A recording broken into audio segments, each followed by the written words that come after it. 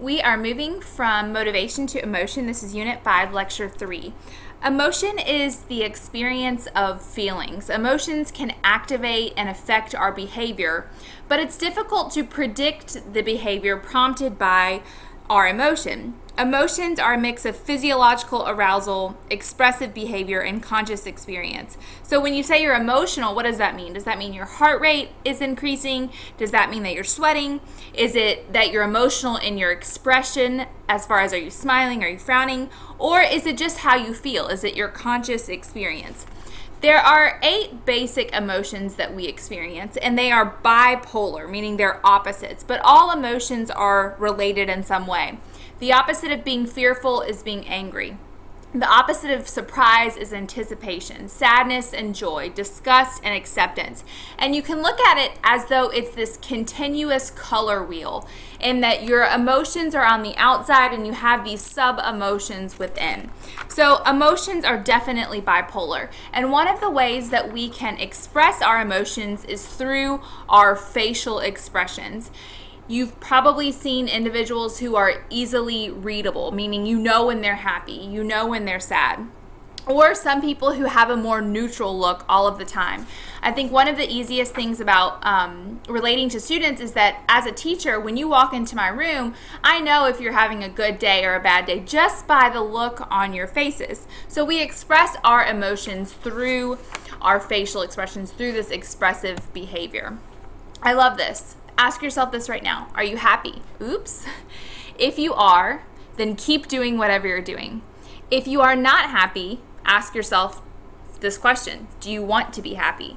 If the answer is yes, then you have to change something. If the answer is no, then keep doing whatever you're doing. It's just like Tony Robbins said in his motivational TED Talk. If you don't like something, change it. You have the power to do that. And your emotions are one of those things that you can change.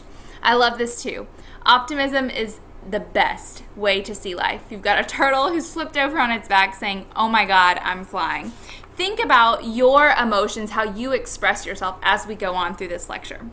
So, as far as nonverbal communication goes, that includes our facial expressions. Most of us are good at deciphering emotions through nonverbal communication. I am really easy to read. When you look at me, you can tell if I'm disapproving of something, you can tell if I'm surprised. You're good at deciphering those emotions in people's faces. In a crowd of faces, though, we as humans more easily pick out an angry face than a single happy face. What did you just see? I'll do it again. Most of you probably saw that angry face. This is an evolutionary perspective. As far as humans go, it was very important for our ancestors to be able to pick out angry faces, because if they were able to pick out an angry face in a crowd, it probably meant that that was a predator that was going to come after them. So with humans, people can detect a more angry face than a happy one.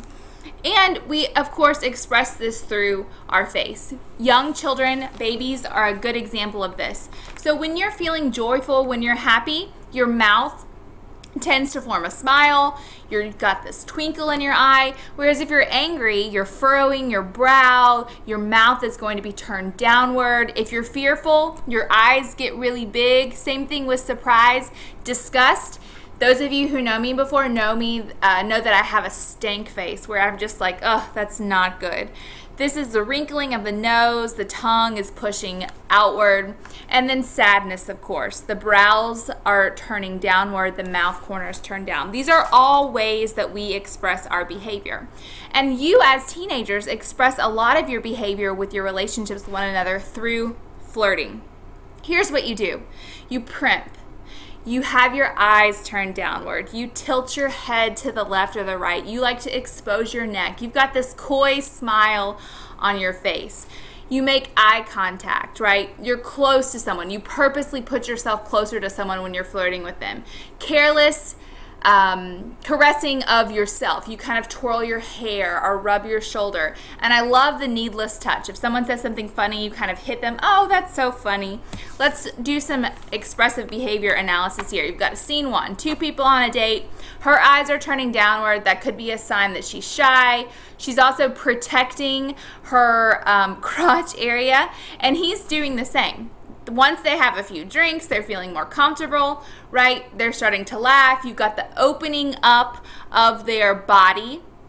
Eventually, they're making eye contact despite the fact that both of their legs are still crossed. That's a sign of not feeling comfortable. But then she goes in for the needless touch, right? Oh, that's so funny.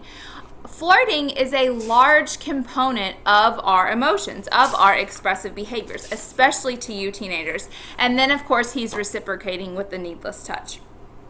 So, again, this is one way we can express our emotions. Most people find it difficult, though, to detect deceiving emotions. So, if you think that someone is happy, you probably are going to say, well, they're happy, even if they are deceiving you. A lot of people find it hard to detect deceiving emotions. So which of the following smiles, Paul Ekman, is genuine? Most of us have a hard time detecting which one is genuine. In fact, it's no better than a coin toss. The smile that is genuine, though, is the one on the right. It's scary, though, because even trained professionals like police officers and psychiatrists and polygraphs, they cannot detect emotion accurately more than 50% of the time. So think about that when we're talking about making court decisions and things like that. Do we really know when someone is lying? Do you think that you are good at detecting when someone's lying? I'm amazing at it. All right, so the most important part of this lecture is coming up. We're going to talk about the theories of emotions. Again, emotions are a mix of physiological activation. Heartbeat is pumping. We're sweating. It's also expressive behaviors. We look like we're happy or we look like we're angry. And then, of course, our conscious experience. The controversy, though, in emotional theory is, does physiological arousal precede or follow your emotional experience? Or is it that cognition is our thinking preceding emotional feeling? So it's the chicken and the egg. Which comes first? When we're in a scary situation, does our heartbeat increase and then we experience fear? Or do we experience fear and then our heart rate increases? There are three theories in which cover this exact topic: the James Lange theory, Cannon-Bard theory, and the Schachter-Singer two-factor theory. You're going to be doing practice with these in class tomorrow, and they are very, very important. You will see these on your exam on Friday. So the best way to learn about these three theories is to apply a scenario. On your test, your multiple choice questions, they're all application based, which means you have to apply the theory. So the theory, we're going to apply these three theories to me. My expressive behavior. This is in college, in my apartment. This is me right after seeing a mouse run across my living room. And instead of helping me and calming me down, my roommate decided to grab her camera and take a picture of me. I was terrified. I hate rodents of any sort. And yes, that is a lollipop in my hand. I know, I am like a 3-year-old child. Okay, so this fearfulness, this expressive emotion that's in my face right now, let's apply the three theories to learn about me. The first theory is the James Lange theory. This was created by William James and Carl Lange, and they proposed this common sense view of emotions. They said that when you are in a scary situation or a happy situation, when you're in an emotionally charged situation, the physiological activity comes first and then the emotional experience. By physiological activity, we're talking about heartbeat increasing. We're talking about sweating. We're talking about the production of tears in your tear ducts. That's physiological activity. Then you experience emotion. So let's say you're driving down the road, you see a car coming in your lane. The sight of the oncoming car, according to the James Lange theory, makes your heart beat first, that's the physiological arousal, and then you experience this emotion of fear. Oh my gosh, they're coming after me. The James Lange theory would suggest that we cry and then we feel like we're sorry for doing something, or we hit someone and then we experience anger, or we tremble and then we feel afraid. The feeling follows the physiological arousal. So taking my mouse situation, I see the mouse, I jump up on the couch and I'm freaking out crying. According to the James Lange theory, what would happen first is that my heartbeat would start pounding and then I would experience fear. So again, the James Lange theory is very common sense theory. It was the first theory of emotion ever created. It says our physiological bodily reaction happens first and then we experience emotion. Whereas the Cannon-Bard theory says that the emotion triggering stimulus and the bodily arousal takes place simultaneously. So again, you see a car coming in your lane. What happens according to the Cannon-Bard theory is that both your heart starts pounding and you experience fear all in one. They are the same thing. They're happening simultaneously. One does not come before the other. So again, in my scary mouse situation, you've got me seeing the mouse, and then at the same time, my heartbeat starts pounding, I'm sweating, and I experience fear. They're happening together. They do not happen, one does not happen before the other. Now, the Schachter-Singer two-factor theory places an important role on our cognitive analysis of the situation. So the two-factor theory says that emotions have two factors. They're physical arousal and the cognitive label. So you see the sight of the oncoming car, your heart starts pounding, you say to yourself, holy, I'm afraid, and then you experience the fear. The difference between the two-factor theory and the Cannon-Bard theory is that the two-factor theory is where you pause and you cognitively think, oh my God, this is a bad situation, I'm afraid, and then you experience the emotion. So my situation, I see the mouse, my bodily reaction, my heartbeat's increasing, I'm sweating, and I say, holy crap, there's a mouse, I hate mice, I'm super scared. That's happening together. And then afterwards, I experience fear. Makes sense. Okay, the last thing I want to talk about is the fact that cognition can define emotion. An arousal response to one event spills over into our response to the next event. This is called the spillover effect. So for example, arousal from an intense soccer match can fuel anger, which may lead to rioting.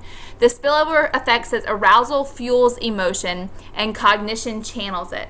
Another good example, really a lot of sporting events are good examples of this, but I don't know if you remember Richard Sherman, a professional football player. He was criticized for the way that he responded to making, or the way he responded after making a really big play in a game. He was very aggressive, and he was criticized for that. Well, what that is that's the spillover effect. All of his emotions from making that awesome tackle that allowed his team to win the game is now spilling over into this after-game interview. So the spillover effect is when our arousal response to one event can spill over into the next event.